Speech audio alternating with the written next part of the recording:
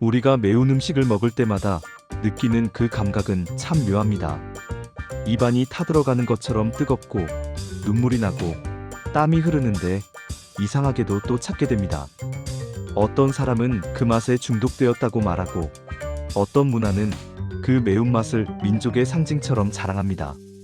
한국의 매운 김치찌개, 인도의 커리, 태국의 똠얌꿍, 멕시코의 살사까지 매운맛은 분명 전 세계를 지배하는 공통 언어 중 하나가 되었습니다.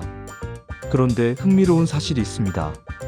우리가 이렇게 당연하게 여기는 고추, 즉 매운맛의 핵심 재료는 원래부터 전 세계에 있던 식물이 아니었습니다. 인류의 역사 대부분의 시간 동안 유럽과 아시아, 아프리카 사람들은 고추 없이 살아왔습니다. 지금의 매운 음식 문화는 사실 불과 몇백 년 전부터 갑자기, 그것도 폭발적으로 퍼지기 시작한 것입니다. 말 그대로 매운맛의 침공이 인류의 식탁을 덮쳐온 것이죠. 오늘은 바로 그 이야기입니다. 콜럼버스의 항해 이후 아메리카 대륙에서 유럽과 아시아, 아프리카로 퍼져나간 고추, 그리고 그 작은 빨간 열매가 어떻게 각 나라의 식탁과 문화, 심지어 정체성까지 바꾸어 놓았는지 시간 여행을 하듯 천천히 따라가 보겠습니다. 먼저 카메라는 15세기 말 유럽의 바닷가로 향합니다. 스페인의 항구 도시, 가을 바람이 부는 부둣가에는 커다란 범선들이 줄지어 서 있고 선원들의 분주한 목소리가 가득합니다. 그 가운데 한 인물이 서 있습니다. 바로 크리스토퍼 콜럼버스입니다. 콜럼버스가 바다로 나선 이유는 잘 알려져 있습니다. 인도와 동아시아로 향하는 새로운 항로를 찾기 위해서였습니다. 목적은 단 하나, 향신료였습니다. 당시 유럽에서 향신료는 금보다 비싸다고 할 정도로 귀한 상품이었습니다. 후추, 계피, 정향, 육두구 같은 향신료들은 맛을 내기 위해서만이 아니라 고기를 보존하고 음식의 비린내를 감추고 약처럼 쓰이기도 했습니다. 향신료를 손에 넣는다는 것은 곧 천문학적인 부와 권력을 손에 넣는 것과 같았습니다. 그래서 유럽의 왕과 상인들은 지구 반대편까지 항해를 떠났습니다. 그들은 아시아 어딘가에 향신료의 천국이 있을 것이라고 믿었습니다. 콜럼버스 역시 그 꿈을 안고 서쪽으로 배를 몰았습니다. 인도에 도착했다고 믿었지만 그곳은 사실 완전히 다른 대륙, 아메리카였습니다. 그가 잘못 찾아간 이 길이 인류 식문화에 엄청난 변화를 불러일으킬 줄은 누구도 예상하지 못했습니다. 아메리카 대륙에는 유럽과 아시아, 아프리카에는 없던 수많은 식물이 있었습니다. 감자, 옥수수, 토마토, 카카오, 땅콩, 그리고 오늘 이야기의 주인공인 고추까지. 콜럼버스와 뒤를 이은 탐험가, 상인, 선교사들은 이 새로운 작물들을 배에 실어 유럽으로 가져왔습니다. 이를 우리는 오늘 콜럼버스 교환이라고 부르기도 합니다. 대륙과 대륙이 식물과 동물, 질병과 사람을 주고받는 거대한 교환이 시작된 것입니다.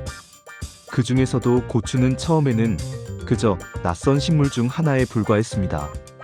작은 붉은 열매가 매달린 이 식물은 유럽인들에게 익숙하지 않았습니다. 그러나 누군가 그것을 맛보았을 때 상황이 달라졌습니다. 혀를 찌르는 듯한 화끈함, 코로 치고 올라오는 자극, 먹고 난 뒤에 남는 뜨거운 열기. 이것은 후추와는 또 다른 폭발적인 느낌이었습니다. 당시 유럽에서 후추는 매우 비쌌습니다. 인도와 동남아시아에서 길고 위험한 무역 경로를 거쳐야만 했기 때문입니다. 하지만 고추는 달랐습니다. 아메리카에서 가져온 이 식물은 재배가 쉬웠고 따뜻한 기후에서 무럭무럭 자라났습니다. 게다가 말려서 가루로 만들면 후추처럼 사용할 수 있었고 매운맛의 강도는 오히려 더 강렬했습니다. 값싸고 강력하며 재배가 쉬운 새로운 매운맛. 유럽 상인들의 눈이 번쩍 뜨였습니다. 고추는 곧 새로운 향신료 무기가 되었습니다. 하지만 진짜 흥미로운 장면은 그 다음입니다. 고추는 유럽에서 오래 머물지 않았습니다. 스페인과 포르투갈 상인들은 곧 이 식물을 유럽의 바깥으로 아프리카와 아시아로 옮기기 시작했습니다. 포르투갈 상인들이 항해하던 인도양과 동아시아 무역로를 따라 고추는 빠른 속도로 퍼져나갔습니다. 먼저 인도입니다. 인도는 원래부터 향신료의 본고장이었습니다. 후추, 카르다몬, 강황, 생강, 다양한 향신료들이 이미 풍부하게 사용되고 있었지요. 그런 곳에 고추가 들어갔습니다. 고추는 처음에는 낯선 손님이었지만 인도 사람들은 이내 그 매운맛의 가능성을 알아보았습니다. 뜨거운 기후, 땀을 많이 흘리며 살아가는 환경에서 매운 음식은 오히려 시원함과 해방감을 주었습니다. 매운 음식을 먹으면 땀이 나고 그 땀이 식어가면서 몸에 열을 내려줍니다. 또한 강한 향과 매운맛은 재료의 부족함을 보완해주기도 했습니다. 고기나 채소의 상태가 아주 좋지 않아도 향신료와 고추를 쓰면 꽤 먹을 만한 요리가 되었습니다. 고추는 곧 인도의 다양한 요리에 스며들었습니다. 특히 우리가 잘 아는 커리는 고추를 통해 완전히 새로운 단계로 발전하게 됩니다. 강황으로 노란색을 내고 각종 향신료로 향을 더하는 것에 고추가 더해지면서 인도의 커리는 단순한 향신료 음식이 아니라 매운맛의 예술이 되었습니다. 이번에는 동아시아로 이동합니다. 중국, 일본, 조선. 고추는 이 지역에도 포르투갈과 중국 상인 혹은 일본을 통해 서서히 들어왔습니다. 정확히 어떤 경로로 누가 처음 고추를 가져왔는지에 대해서는 여러 설이 있지만 16세기 후반에서 17세기 초 사이 동아시아에 고추가 본격적으로 전해진 것은 확실합니다. 처음 고추를 마주한 동아시아 사람들에게 이 식물은 낯설었습니다. 이미 이 지역에는 산초, 후추, 생강, 마늘, 파, 겨자, 후추나무 열매 등 다양한 향신료가 있었기 때문입니다. 하지만 고추의 매운맛은 기존 향신료와는 차원이 달랐습니다. 작고 붉은 열매 하나가 입안을 순식간에 불바다로 만들었습니다. 중국에서는 특히 사천 지방에서 고추가 적극적으로 받아들여졌습니다. 덥고 습하며 겨울에는 춥고 상하기 쉬운 재료가 많은 환경에서 고추와 기름, 마라 향신료가 결합하면서 오늘날 우리가 아는 화끈한 사천 요리가 탄생했습니다. 매운맛은 단지 혀를 자극하는 수준을 넘어 혀가 얼얼해지는 마비감까지 더해져 독특한 풍미를 만들어냅니다. 고추와 화자오, 두반장 같은 재료들은 이 지역 사람들의 식탁을 완전히 뒤바꾸어 놓았습니다. 조선에도 고추는 결국 도착합니다. 고추가 언제, 어떤 경로로 조선에 들어왔는지는 지금도 논쟁이 있지만 임진왜란 이후 도입되었다는 설이 널리 알려져 있습니다. 전쟁을 통해 일본과 중국, 포르투갈 상인들이 얽히고 설키며 오가던 시기에 고추가 함께 들어왔을 가능성은 충분합니다. 처음 조선 사람들 눈에 고추는 장식용 관상 식물로 보이기도 했고 약재로 쓰이기도 했습니다. 그러나 시간이 흐르면서 사람들은 깨닫습니다. 이 빨간 열매 그냥 보기만 하고 있을 게 아니다. 매운맛은 차츰 조선의 반찬들 속으로 스며들었습니다. 소금과 젓갈로만 만들던 김치에 고추를 넣자 전혀 다른 음식이 되었습니다. 고춧가루는 맛, 향, 색을 동시에 바꾸어 놓았습니다. 소금만으로 절이고 발효시킨 김치는 시간이 지나면 색이 점점 탁해지지만 고추가 들어간 김치는 붉은 기운을 띠며 시각적으로도 강렬한 인상을 줍니다. 무엇보다 고추의 매운맛은 발효와 함께 김치에 강렬한 생명력을 부여했습니다. 이렇게 고추는 조선의 밥상에 깊이 자리 잡기 시작했고 매운 김치는 결국 한국인의 정체성을 상징하는 음식으로까지 자리 잡게 됩니다. 흥미로운 점은 우리가 우리나라 고유의 매운맛이라고 생각하는 그 맛이 사실은 아메리카에서 온 식물과 조선의 발효 문화가 만나 만들어낸 비교적 젊은 조합이라는 사실입니다. 고추는 일본에서도 중요한 변화를 만들어냅니다. 원래 일본 음식은 대체로 간장, 된장, 다시 국물의 섬세한 감칠맛을 중심으로 하고 있었는데 고추가 전해진 이후 일부분에서는 매운맛이 의미 있는 자리를 차지하게 됩니다. 고춧가루와 미소가 만난 고추된장, 라멘에 들어가는 매운 양념, 매운 튀김 양념 등 고추는 일본에서도 서서히 자기 자리를 찾아갑니다. 다만 한국이나 중국 일부 지역처럼 매운맛이 중심인 문화라기보다는 섬세한 맛에 특정 상황에서 강한 자극을 더하는 보조 역할에 가까웠습니다. 이제 화면은 다시 서쪽으로 움직입니다. 이번에는 아프리카와 중남미, 그리고 다시 아메리카 대륙의 모습이 펼쳐집니다. 사실 고추의 원산지는 바로 중남미입니다.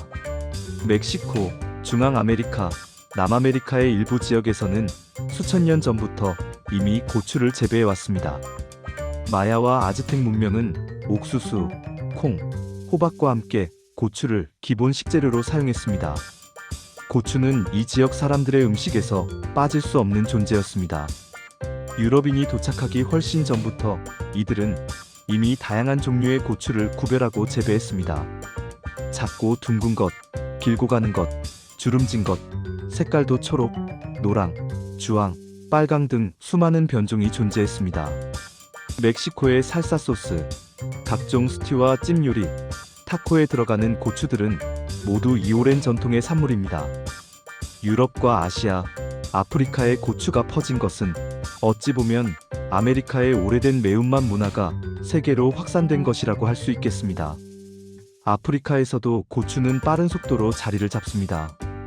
포르투갈 상인들은 서아프리카 해안과 동아프리카, 인도양 연안까지 활발히 오갔고 그 경로 곳곳에 고추를 심었습니다.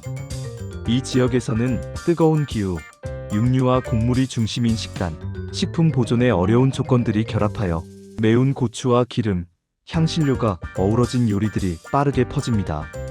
서아프리카의 매운 스튜와 찜, 동아프리카 해안의 매콤한 코코넛 수프, 북아프리카의 스파이시 소스까지. 고추는 아프리카에서도 강력한 존재감을 드러냈습니다. 자, 이제 우리는 질문 하나를 던져볼 수 있습니다. 왜 사람들은 이렇게 고통스러운 맛을 좋아하게 된 것일까? 고추의 매운맛을 내는 성분은 잘 알려진 캡사이신입니다. 캡사이신은 사실 우리 몸에 통증을 보내는 물질입니다. 혀와 입안의 통각 수용체를 자극해 실제로 뜨거운 것이 닿았을 때와 비슷한 신호를 뇌로 보냅니다. 그런데 신기하게도 이 통증이 일정 수준을 넘어서면 우리 몸은 엔도르핀이라는 물질을 분비하여 스스로를 진정시키려 합니다. 바로 이 과정이 어떤 사람들에게는 쾌감처럼 느껴지는 것입니다. 그래서 매운 음식을 먹으면 땀이 나고 눈물이 나지만 한편으로는 스트레스가 풀린 듯 짜릿한 해방감을 느끼기도 합니다. 사람들은 이 짜릿한 경험을 반복하고 싶어 합니다. 다시는 안 먹어야지라고 말하면서도 결국 또 찾게 되는 이유가 여기에 있습니다. 또한 핫한 매운맛은 공동체의 유대에도 기여합니다. 매운 음식을 함께 먹으며 서로의 반응을 보고 웃고 너는 어느 정도까지 먹을 수 있느냐를 묻는 과정에서 사람들은 자연스럽게 관계를 형성합니다. 한국에서 매운 떡볶이집, 매운 닭발집, 매운 라면, 도전이 친구들끼리 추억을 만들고 회사 회식 자리에서 매운탕과 찌개가 빠지지 않는 이유도 단순한 음식의 취향 문제를 넘어 이런 감정적 요소가 작용하기 때문일 것입니다. 각 나라의 매운맛 문화는 고추와 만난 역사, 기후, 경제, 사회 구조를 따라 각기 다른 얼굴을 가지게 되었습니다. 한국에서는 고추와 발효, 김장이 결합하면서 매운 발효 음식 문화가 꽃을 피웠습니다. 한국인의 밥상은 붉은색의 비중이 매우 높은 편입니다. 고추장은 단순한 양념이 아니라 밥과 비벼 먹고 찌개를 끓이고 고기를 재우는 다목적 소스가 되었습니다. 중국의 사천과 호남 지방에서는 고추와 기름, 향신료가 어우러진 강렬한 매운맛이 발달했습니다. 이곳의 매운맛은 단순히 혀를 찌르는 정도가 아니라 입과 혀가 얼얼해지는 마비감까지 포함합니다. 마라탕과 마라샹궈 같은 음식이 대표적입니다. 인도에서는 고추와 각종 향신료가 결합하여 소위 카레라고 부르는 매운 소스 문화가 발달했고, 태국과 베트남, 인도네시아 같은 동남아시아에서는 고추와 레몬그라스, 라임, 생선 소스가 만나 상큼하면서도 매운 복합적인 맛을 만들어냈습니다.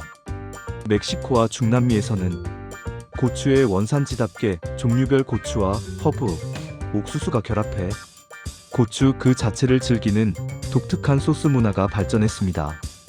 고추의 품종 이름이 곧 맛의 이름일 정도로 이 지역에서는 고추에 대한 이해가 매우 깊습니다. 고추는 이처럼 각 나라에서 전혀 다른 방식으로 해석되었지만 공통점이 하나 있습니다. 바로 매운맛이 단순한 자극이 아니라 정체성과 문화, 그리고 감정을 담아내는 도구가 되었다는 점입니다. 이제 우리는 오늘 이야기의 마지막 장면을 향해 갑니다. 고추라는 작은 식물이 어떻게 세계 식탁을 점령하게 되었는지 그 역사적 여정을 따라오며 한 가지 사실을 깨닫게 됩니다. 처음 고추가 유럽에 도착했을 때 사람들은 이것이 단지 몇 가지 요리를 바꾸어 놓을 재료라고 생각했을지도 모릅니다. 그러나 실제로는 인류의 식문화를 근본적으로 뒤흔든 존재가 되었습니다.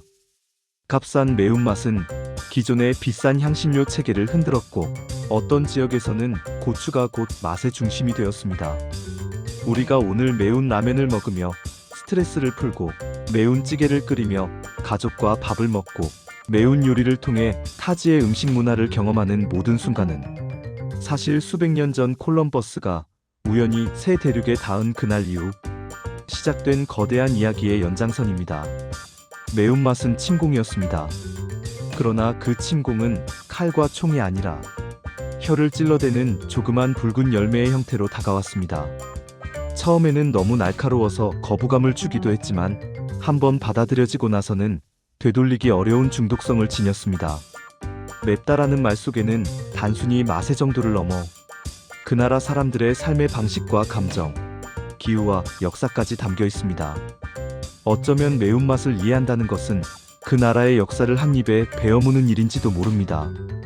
오늘 우리가 살펴본 고추의 여정은 신대륙에서 구대륙으로, 유럽에서 아시아와 아프리카로, 그리고 다시 각각의 지역에서 고유한 매운맛 문화로 피어난 긴 시간의 흐름이었습니다. 이제 이 질문을 남기며 이야기를 마무리해 보겠습니다. 당신에게 매운맛은 어떤 기억입니까? 고통입니까? 해방입니까? 아니면 함께 웃었던 사람들의 얼굴입니까? 고추는 단지 혀를 태우는 열매가 아니라 우리 기억 속에 불을 붙이는 작은 불씨인지도 모릅니다.